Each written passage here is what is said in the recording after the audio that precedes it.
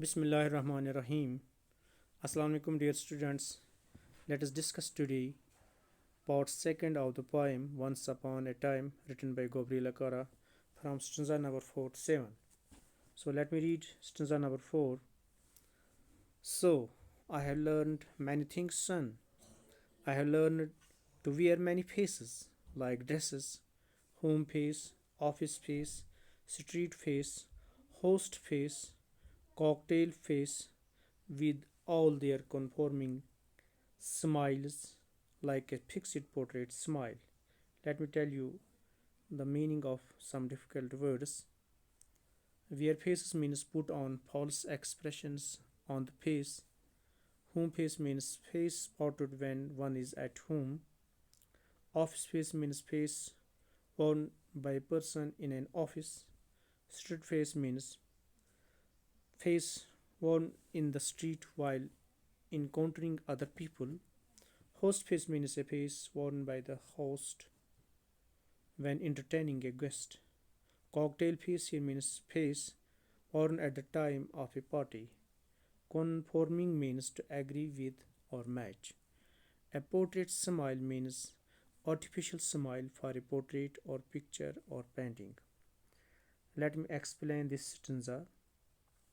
Dear students, in this stanza, the poet makes a vivid comparison between the values of past and the present. The poet is regretful over the vanishing values like love, affection, sincerity, honesty, etc. from the society. The poet discloses before his son that he has been able to make adjustments in the environment surrounding him. He has learned to change the expressions of his face in accordance with the demanding situation. He has different face expressions at home, in the office, as a host, and as a guest. He has also a fixed smile, suiting the occasion and situation. So let me read stanza number 5. And I have learned too to laugh with only my teeth, and shake my hands without my heart. I have also learned to say goodbye when I mean good riddance, to say glad to meet you without being glad, and to say it has been nice talking to you after being bored. Here the meaning of difficult words. Good riddance here means feeling a sense of relief on getting free of an unwanted guest or person. Bored here means having been fed up with someone. Let me explain this stanza. In these lines, the poet addresses his son and tells him that people are no longer sincere and genuine. They put on artificial smiles on faces. They have become hypocritical and opportunistic. They do not love sincerely. They do not greet their guests with warmth of feeling. The poet explains to his son that he too has learned to laugh without being happy and shake hands without any warmth of feeling. He can say goodbye to a person whom he has not liked to be with. He he says glad to meet you without being glad, and it has been nice talking to you after being bored. He has also developed the art of smiling differently at various occasions. His smile is fixed and meaningless, but he is not happy. This was about stanza number 5. Let me read stanza number 6. But believe me, son, I want to be what I used to be.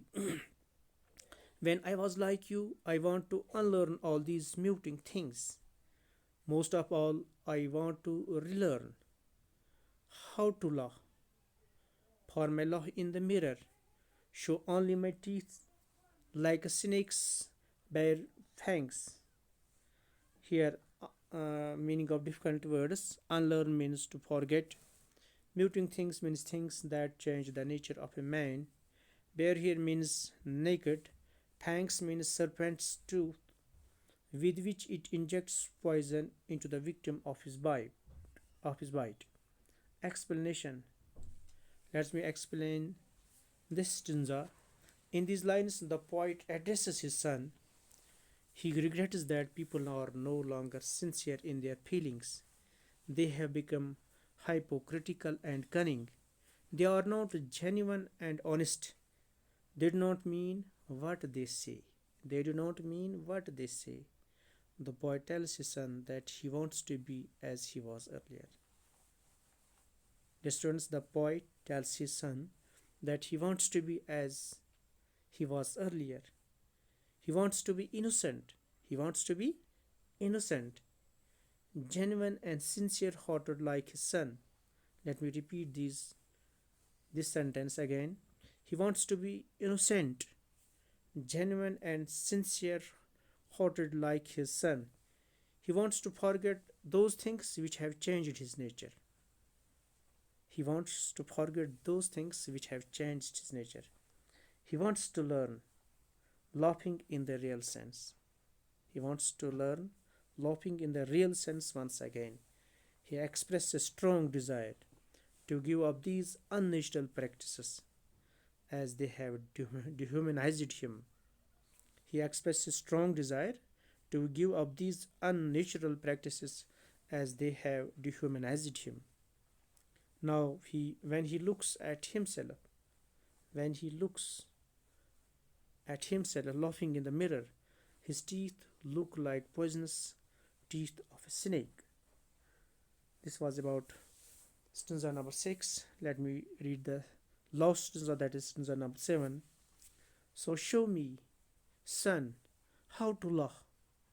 Show me how I used to laugh and smile once upon a time when I was like you. Let me read it again.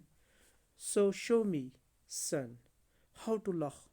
Show me how I used to laugh and smile once upon a time when I was like you.